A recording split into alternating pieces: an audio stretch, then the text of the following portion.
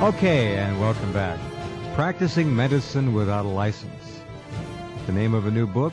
Yes, the name of a fascinating new book. In fact, it's the 12-year story of the Linus Pauling therapy for heart disease. This is a remarkable journey that everybody ought to be familiar with, especially every single person who has heart problems. This book is a must, written by Owen Fonorow, who has spent a lot of time on this subject. It is truly a must-read for everyone with heart issues. In fact, everyone, period, because sooner or later most people are going to run into heart problems. Back in 1989, the world-renowned scientist, Linus Pauling, alerted all of us to the underlying cause of heart disease.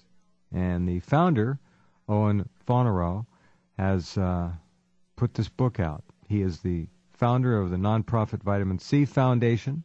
Practicing Medicine Without a License is available. We're going to tell you how to get that. But without any further ado, let's say hello. Owen, are you there? I am, and that was a wonderful introduction. I appreciate it. Thank you very much for having me on. Sure. Now, this has been a 12-year quest for you, has it not? At least.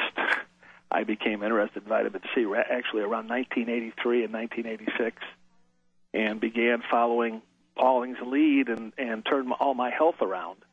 And so when I found out that Dr. Pauling had filmed a video on heart disease, I became excited. Mm-hmm. We tried to get the rest of the world to listen. This was a long time ago, and we ran into what you're probably well aware of, that there hasn't been a word about this in the regular media. Oh, nothing. Now, when Dr. Pauling first brought this issue forward and proposed that vitamin C was really a magic bullet, in some cases, I guess you could call it that, there was a lot of controversy. And then there seemed to be, if I'm remembering correctly, a backlash against him, probably led by Big Pharma, predictably so, and organized medicine, which doesn't like people coming up with natural cures and remedies. So tell us about that, because there was an ebb and a flow to this story, as I remember it. I think so. And, obviously his stature, the world's only two-time Nobel Prize winner, his Nobel Prize in Chemistry in 1954 for his book, Nature of a Chemical Bond, he posed a threat to the idea that modern medicine is based on science. And he has been, this is going to get into our second book where we outline the strategy that has been used to debunk Pauling, but it includes putting out stories on his on the date of his birth, the date he won the Nobel Prize, stories about a week before that debunk some of these ideas, and it's sad, really, what's happened to him.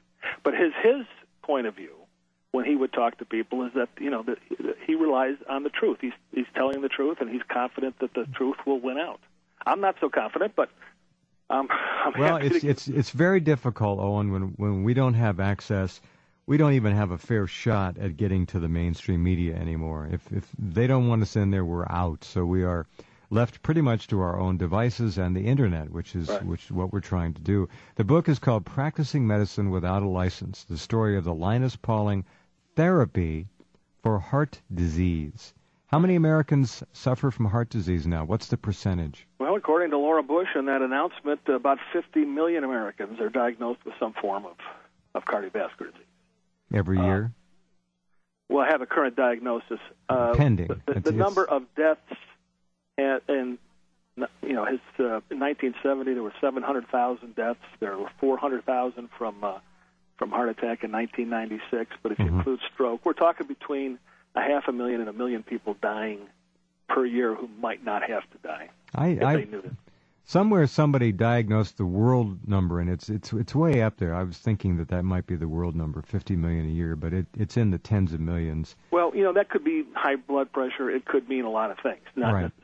But there are, as we point out in the book, from the American Heart Association statistics, about 1 million operations, both angioplasty and coronary bypass graft surgery every year. So it's a huge business, and a lot of people are suffering. And the story here is, and what we had to do, because it is so unbelievable, is we've named people by name. People can contact these people. And we started doing that early on because obviously people can sit down and write anything they want. And so we realized it was no value without their names. Right. And that really is the key to this. You can talk to these people. Their stories, I don't know if you get a chance to read the chapter on the case studies, but these people are real, and they have turned basically from imminent death to normal lives, just really following Pauling's advice. Right. The chapter is truly fascinating, and I just want to go back to something you mentioned earlier. Dr. Pauling is the only man to win 2 Nobel Prizes. 2 unshared Nobel Prizes. I think Madame Curie won 2, but one of hers was shared. Right. And Pauling's second was around 1962 for helping to ban above-ground nuclear testing. Mm-hmm. Mm-hmm. And so he was just an absolute giant. And he was a giant, and he was probably ready for retirement before he learned anything about vitamin C. He was in his 60s.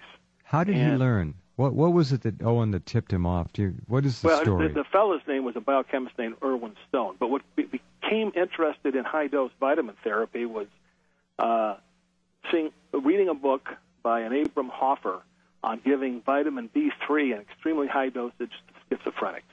And he was amazed that something with such a small dose would be a vitamin, have all that activity. You could give in very, very high doses without toxicity. And that, that's something that you can't do with drugs. You have to be very careful with toxic substances. Mm-hmm. And so he became fascinated by the effects in this high-dose vitamin B3 or niacin. And then he was told about vitamin C and its effects by Owen Stone, and Owen told him that he could probably live another 30 years if he followed their regimen, which Pauling started to do, and he wound up going up to 18 grams a day for reasons we can discuss, and he lived until another 30 years, until about 92, most of that at his institute studying vitamin C, thankfully. Wow. Okay. Grams. We're not talking about vitamin C in tablets that you buy in the local department store, drugstore. Well, that's true, but if anybody is hearing this, they can certainly go out to the drugstore, and anything we're talking about, they can pick it up, and they can take it as pills.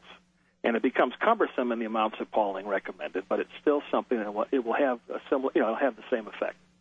And so what we're talking, you're right, we're talking gram amounts, not milligram. And the theory is that there was a genetic defect in our ancestor. Very few species have survived with this defect called GLO.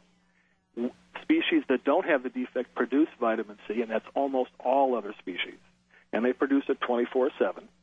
And so what we're talking about, or what Pauling talking about, was really just replacing in the bloodstream that which would be there were it not for the genetic defect. How many people have the defect? All humans, as far as we know. Every single one?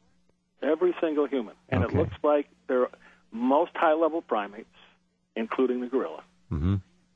And that's, unfortunately, the sudden death of the gorillas and heart disease all over the world that has made the news recently is support for the Pauling theory.